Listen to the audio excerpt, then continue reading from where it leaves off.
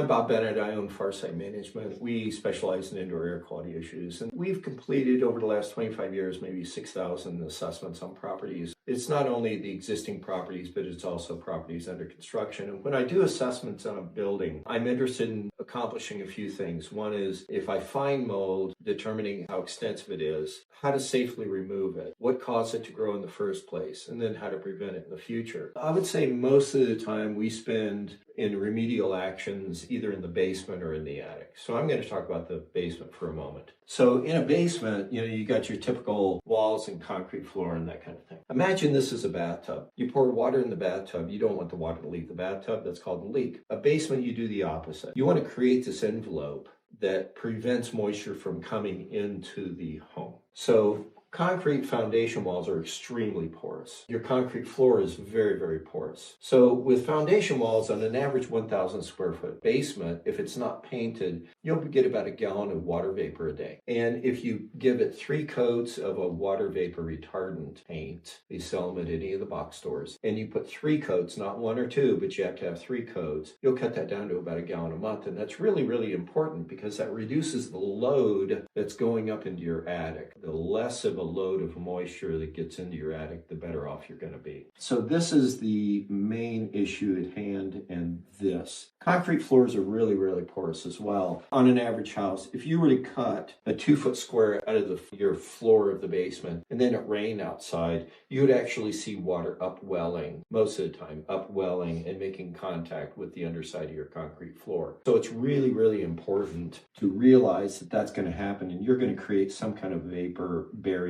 here. You can use floor tile, you can use a vinyl flooring, you can use paint that's made for basement floors. Don't ever put a carpet down here unless first you put down some kind of a vapor barrier underneath the carpet. They always cut your floor every so often, and that's to control your breaks. We've pulled a lot of carpets off the floor, and you actually see lines of mold growth because these little cuts, water vapor is going to be real easy to get through those breaks. So what you can do is you can go to the store and buy a caulk, and there's a caulk that's actually made for this. It hardens like a real hard putty kind of thing. But there are caulks made to seal that in, and then you paint your floor.